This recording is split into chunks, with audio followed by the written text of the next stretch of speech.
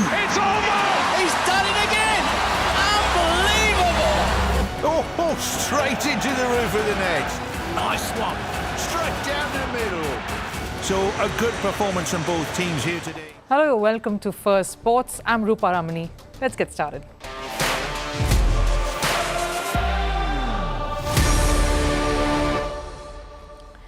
Right, on the show today, there are controversies and a lot of drama swirling around cricket and the T20 World Cup in the Americas.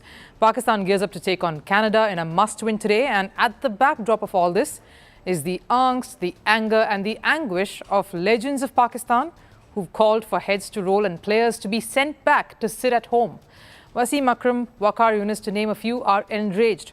I'll tell you more on that developing story. Bangladesh cricket fans and commentators are up in arms after the team lost yet another low-scoring affair to South Africa by 4 runs. An umpiring error at the heart of all this. Was Bangladesh robbed of a win? Stay tuned for that. And Vinicius Junior says he plays no victim. Says he's the tormentor of racists. After 3 football fans who racially abused Vinicius were sent to prison, we asked, does the law only recognize the big names? And did Vinicius' stature result in justice being delivered so soon? But first, a look at the headlines on Sports 360. We'll start with football. Benin defeated Nigeria in 2026 FIFA World Cup qualifiers. They beat Nigeria 2-1. Jorel Dosu and Steve Mooney scored 1 goal each for the team with 3 points in 4 matches. Nigeria sit 5th in Group C. Nigeria needs to at least finish 2nd to stand a chance to qualify for the World Cup.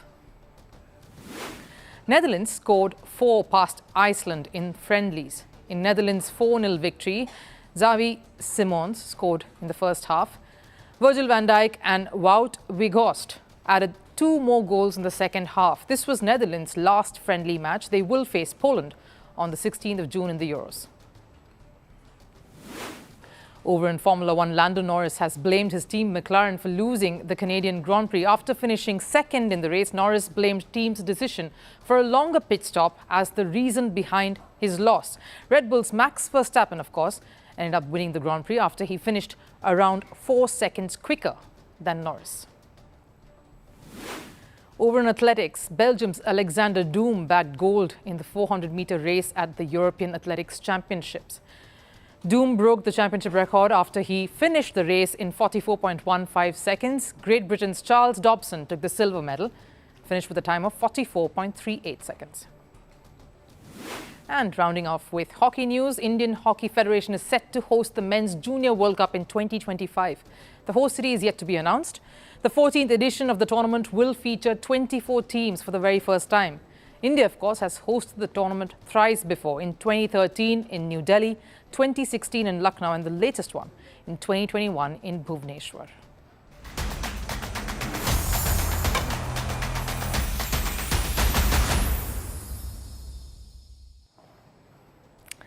Now, in the group stage of a Cricket World Cup, every win, every point becomes critical, especially when matches could get rained out, or teams end up on same points, and it then comes down to the net run rate. Bangladesh players and fans are fuming after their loss by just 4 runs to South Africa in a nail-biting finish. Another one in New York. And it's all because of a rule, one unfortunate moment in the game that changed Bangladesh's fortunes. Could this defeat prove to be decisive in their qualification? Because this is how their group looks. It's a tough one compared to the other pairings. This group has the potential for upsets and a lot of topsy-turvy results. It has South Africa, of course, sitting at the top, Bangladesh, Sri Lanka, Netherlands and Nepal. So what happened? South Africa managed to score just 113 runs. New York, again, becoming a trend of having low-scoring thrillers. That's becoming a norm here. In response, Bangladesh faltered at the start, but despite being 4 wickets down with 50 plus on board, they had Mahmadullah at the crease. Someone known to steer run chases, has been in tense situations in the past. A senior hand and very capable of taking this home for Bangladesh. It was the 17th over. Mahmadullah had scored 16 runs and the equation was 87 for 4, 27 needed from 24 runs. And that's when something happened. The bowler was Otniel Bartman. During that over, in the second delivery itself, Mahmadullah was given out LBW. leg before wicket, to delivery that looks like it's going down the leg.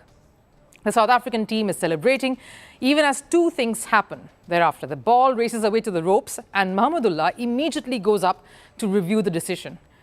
The reviews show the ball indeed going down leg side and missing the stumps. The umpire is forced to overturn his call, but here's what happens because of that.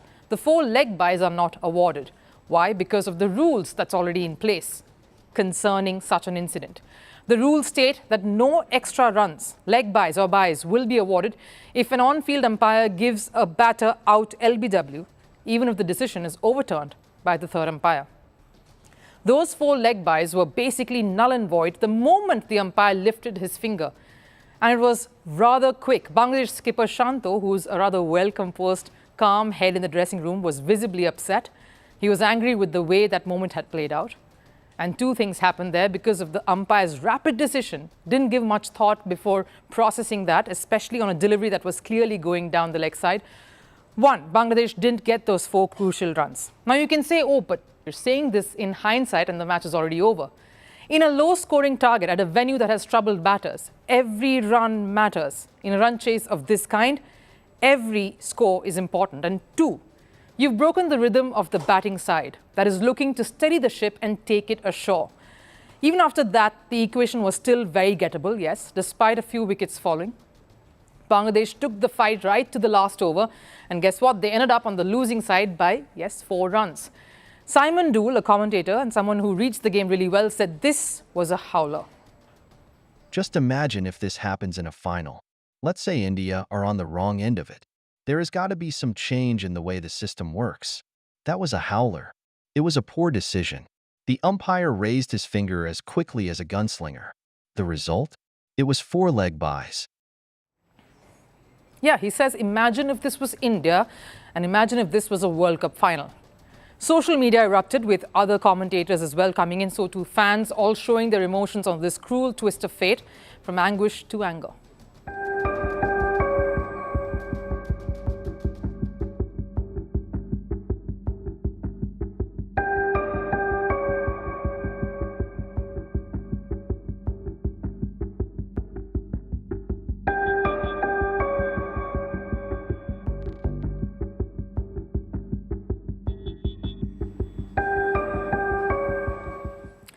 Now, rules are great. I'm all in for rules, anything that brings some sort of order and regulation to a sport.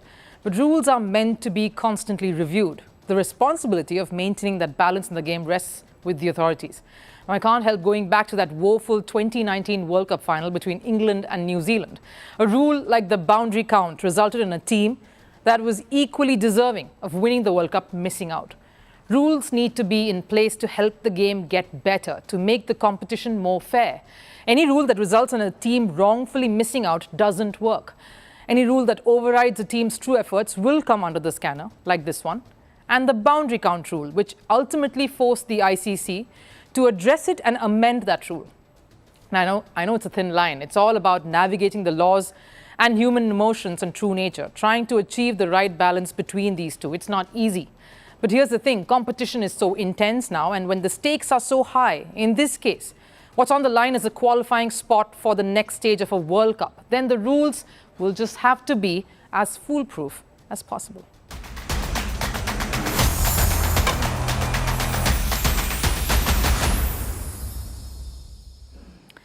Now, it's been more than a day since that humiliating loss to India at the T20 Cricket World Cup, but the din and the noise in Pakistan and around the world after the defeat is still ringing loud. Now, look, losses are a part of sport, but the way Pakistan choked, first against USA and then against India, has enraged a whole nation. Social media platforms were on fire with caustic remarks that former Pakistan cricketers, fans, and now even the management have made. Some of them screaming through the screens. Pakistan legend Wasim Akram, in fact, summing up this utter disappointment in one word. He says, embarrassment. His teammate during the glory years of Pakistan, Waqar Yunus, he's come out calling this a horrible performance. Former Pakistani selector Mohammad Wasim criticized the politics around this. He said they've taken reserves because of infighting. and pulling the sport down. Ramiz Raja, another former cricketer, was more insulting. He said India did Pak a favour by playing poorly. And he puts Babar Azam's team under the spotlight, saying they froze under pressure. Now, after all this, the PCB has finally stepped into this to say that a major surgery is indeed required. Now, let those words sink in, especially that of Waqar and Akram, players who took Pakistan to a World Cup final in 1999. Akram was even part of that historic 1992 World Cup win. Bottom line, what they're all saying is that this team has been a disgrace, a shadow of what Pakistan has achieved and what they stood for in cricket. And the PCB chief finally putting the cherry on the cake, or should we say the criticisms, and asking for operation to be conducted. Now, hold on, I'm confused. Correct me if I'm wrong. Did that not happen right after that horrible below-par performance at the ODI World Cup last year? Starting with the team captain, Babar Azam, who was forced to step down. The coach, Mickey Arthur, and his entire staff sacked. The chiefs of selection, Inzamam-ul-Haq, fired.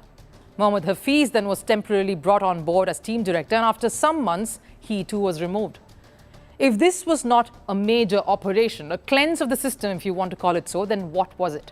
There was a completely different set of people put in place. Even the PCB chief was changed. Zaka Ashraf back then made way to Mosim Naqvi. All these drastic changes were made knowing there was another World Cup coming in just 9 months. So I'm sorry to be the messenger here bearing bad news, but the management needs to sit up, take stock and notice what is happening in the cricket setup of a country that at one time boasted of some of the greatest in the world. They were known to be a group of champion cricketers with a vision, with intent and a spirit to fight. No one was more angry and seething than Wasim Akram, and he said more. I have a request for the chairman of PCB. Take a bold step. Forget about who is angry for not getting captaincy. You are working for the country. Stop these things. There are players who don't want to talk to each other. This is international cricket, and you play for your country. Make these players sit at home. Hard-hitting words from someone who obviously is hurting.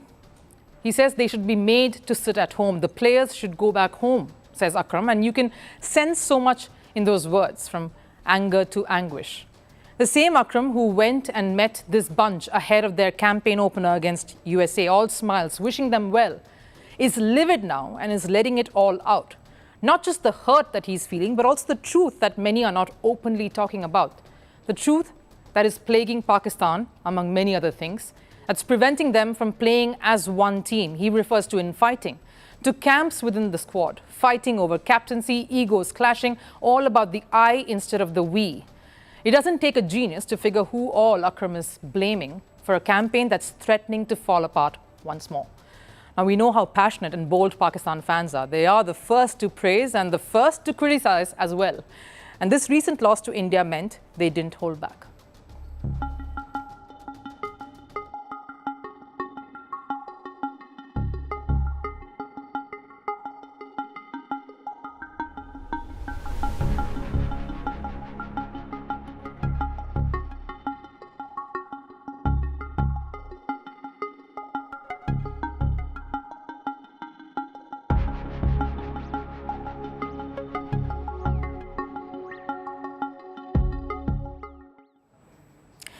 All heard of a nation united in happiness and grief, but a nation saying the same words after a sporting setback. You can only see that in Pakistan. And I understand the anger. Pakistan last won a T20 World Cup 15 years ago in 2009. Their only ODI World Cup win, like we mentioned, came in 1992. This is decades of being hopeful, showing up to cheer the team on, continuing to support the men in green, and only being handed out one disappointment after another. Their best ever performance in T20 World Cup since 2009 was, of course, the last edition's appearance in the final, a final that they lost to England. And against India, it's always been a one-sided affair. The biggest rivalry in cricket on the world stage has always been in India's favour. Pakistan's last ICC victory came in 2017, where they won the Champions Trophy. Their Test cricket is in shambles. Their ODI team clueless, and let's not get to the T20 setup. I think we've said enough. It feels like the side has been in transition mode for over a decade now. All is not lost yet. There is, of course, some hope of qualifying, but it's all about permutations and combinations, and it depends on the other teams too. The odds are indeed stacked up high against Pakistan. Either way, the call from all concerned is to rejig the setup, make bold changes and try to rectify a system where there's a rot that seems to be running deep. If not now, at least in time for the Champions Trophy set to take place in Pakistan next year. A host country stumbling at its own event, that just won't do. Now, 3 Valencia football fans were handed out a jail sentence. They will spend 8 months in prison and face a 2-year ban from football stadiums in Spain. This was for their hate crimes against star footballer Vinicius Junior. The announcement was made by a Spanish court in Valencia. It's a historic move, a first ever conviction for racist insults in a football stadium in Spain. First in years and decades of racial abuses. So I asked, did justice get delivered quickly because it was involving someone of the stature of Vinicius? What if it was a rather nondescript footballer, as has happened in the past? Is justice in Spanish football only reserved to serve the elite?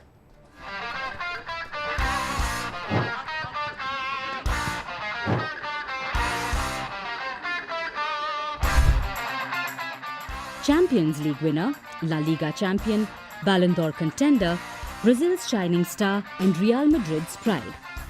That sums up who Vinicius Junior is to the world of football. The star power associated with the Brazilian forward cannot be ignored. And while he's much loved by his own team and fans, rival club supporters, in Spain particularly, only have hatred for him. It seems harsh, but Vinicius only sees it that way.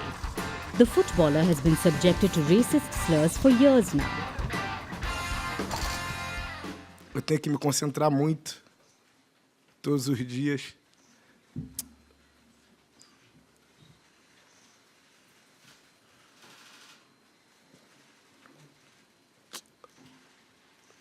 Eu só queria jogar futebol, só quero jogar, só quero fazer de tudo pelo meu clube e pela minha família. While many culprits remain unidentified, 3 Valencia fans were caught and charged. The culprits pleaded guilty to their charges and were given 8 months of prison sentence. They will also not be allowed to enter a football stadium in Spain for 2 years. After the decision was made, Vinicius took to Twitter to say this. Many asked me to ignore it. Many others said that my fight was in vain and that I should just play football. But, as I've always said, I'm not a victim of racism. I am a tormentor of racists. This first criminal conviction in the history of Spain is not for me. It's for all black people. May other racists be afraid, ashamed, and hide in the shadows. Otherwise, I'll be here to collect. The move was historic as it was the first criminal conviction in the history of Spain's football.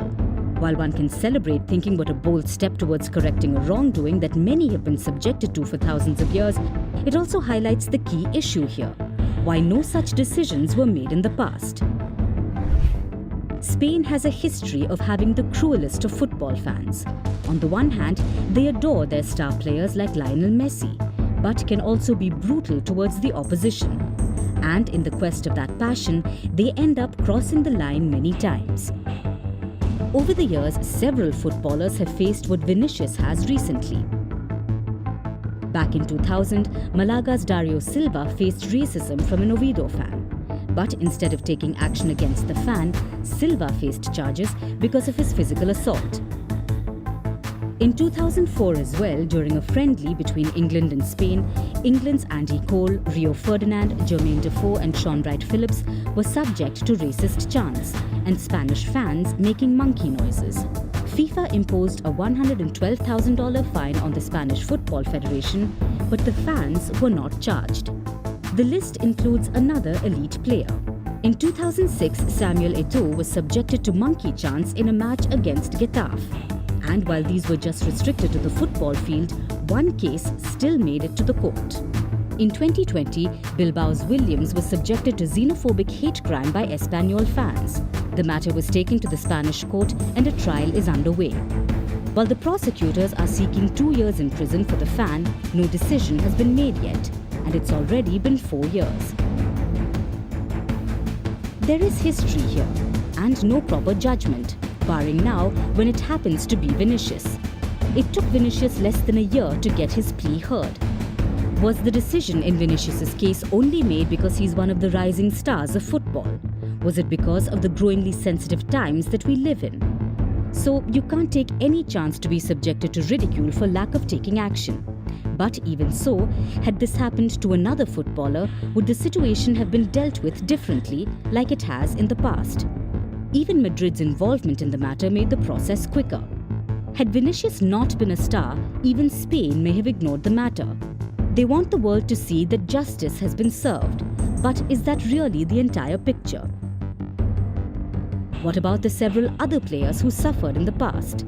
And while Eto'o and Ferdinand are still some big names, there are cases in Spanish Division 2 and lower levels of football that go unnoticed.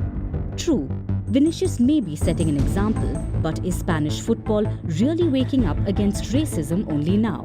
Or is it just another ploy to keep a star player happy? Because if Vinicius leaves, it would be a massive setback for not just Madrid, but all of Spanish football.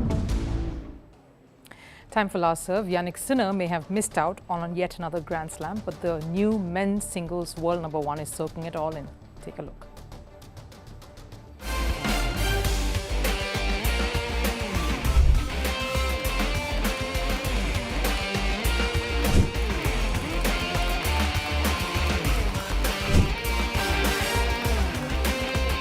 This is a dream what I've dreamed of when I was a little kid. It was only a dream that day, and now that that I can say that I'm world #1.